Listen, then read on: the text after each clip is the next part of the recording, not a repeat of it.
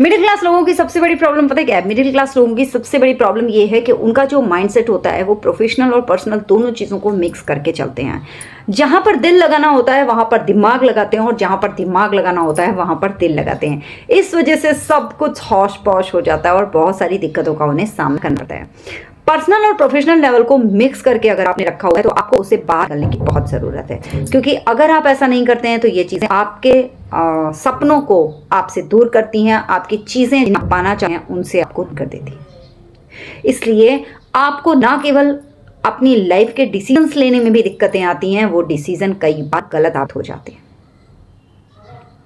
यहाँ पर आपकी एज भी हो, आप कितना भी कमाते हो, आपकी कितनी भी इनकम हो ये बात मैटर करती है। यहाँ पर आपका माइंड जो है वो मैटर करता है।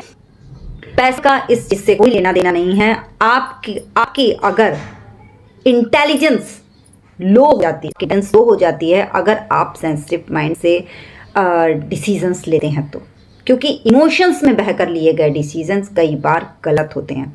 हमें इमोशन कंट्रोल करना बहुत ज़रूरी है, क्योंकि अगर इमोशंस कंट्रोल में नहीं होंगे तो हमारी चीज़ें बिगड़ जाएंगी, गलत हो जाएंगी और बहुत सारी दिक्कतों का हमें सामना करना सकता। हम इमोशन को कंट्रोल नहीं कर पाते हैं, उस समय पर सिचुएशंस हमारे हाथ में नहीं रह पाती हैं।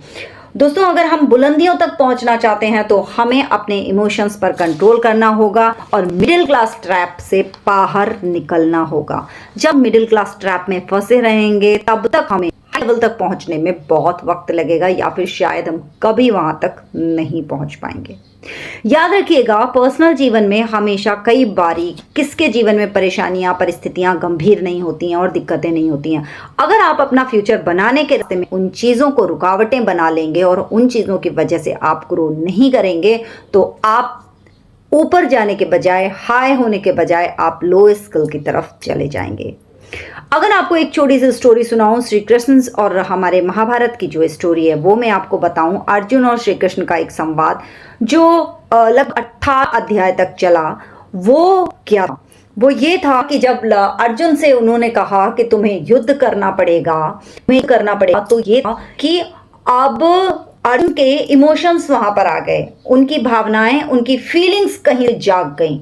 उन्हें ये सब कुछ नहीं समझ आया, क्या मेरा चला गया है, क्या मैंने खो दिया है, क्या कुछ उन्होंने खो दिया था। उसके बावजूद उनके दिल के किसी कोने में ये बात घर करके बैठी थी, ये बात बैठी थी कि यार मैं उन लोगों से युद्ध कैसे करूं, मैं गुरु द्रोणाचार्य से युद्ध कैसे करूं जो मेरे गुरु हैं, मैं भीष्म पितामह से युद्ध कैसे करूं, मैं अपने भाइयों से युद्ध कैसे करूं।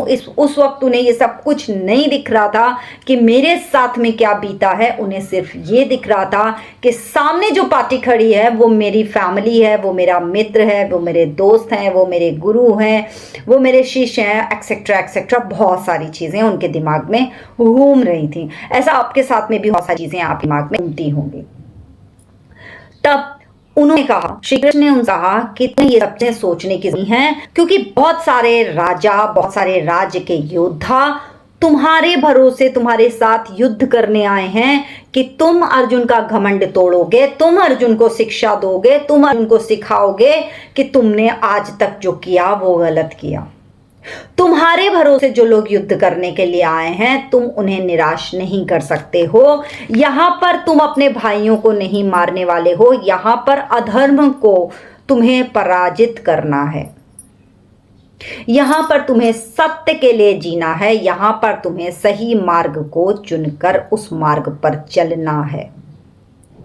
तभी अर्जुन के जो इमोशंस थे वो उन्हें युद्ध करने से रोक रहे थे कि मैं मारूंगा तो अपने भाइयों को मारूंगा, मैं मारूंगा तो अपने गुरुओं को मारूंगा। ये कैसे? उनके पर्सनल इमोशंस जाग गए थे, उनकी सेंसिटिविटी जाग गई थी, उनके फीलिंग्स जाग गए थे।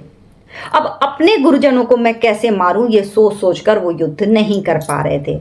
अब इन सब चीजों को समझाते समझाते, बताते बताते श्री कृष्ण को लगभग 18 अध्याय हो गए थे इन्हीं चीजों को उन्हें बताते हुए। उसने अपनी कर्म भूमि को छोड़ने का निर्णय लिया, जबकि जब आप कर्म भूमि में होते हैं तो आपको अपने पर्सनल इमोशंस को इग्नोर करना होता है और अपनी जो कर्म है उनके प्रति आपकी जिम्मेदारियां हैं, और उन जिम्मेदारियों के रास्ते में अगर पर्सनल इमोशंस आ रहे हैं तो आपको उन्हें सही करना पड़ेगा। और ये समझाने में श्री कृष्ण को, अर्जुन को 18 अध्याय खत्म हो गए। इमोशंस को, पर्सनल जीवन की दिक्कतों और परेशानियों को अपने कर्म भूमि से हमेशा दूर रखें। पर्सनली आपकी जिंदगी में बहुत सारी दिक्कतें होंगी, बहुत सारी चीजें होंगी, बहुत सारी बातें होंगी। एक मैसेज है जो मैंने आपको आज देने की कोशिश करी है। क्या आपके साथ में भी ऐसा होता है तो आप वो नहीं कर सकते, क्योंकि पर्सनल चीज को आपको अपनी लाइफ से बहुत करने की जरूरत है। प्रोफेशन पर अगर आपको ग्रो करना है, आगे बढ़ना है, तो पर्सनल असर उस पर नहीं दिखना चाहिए।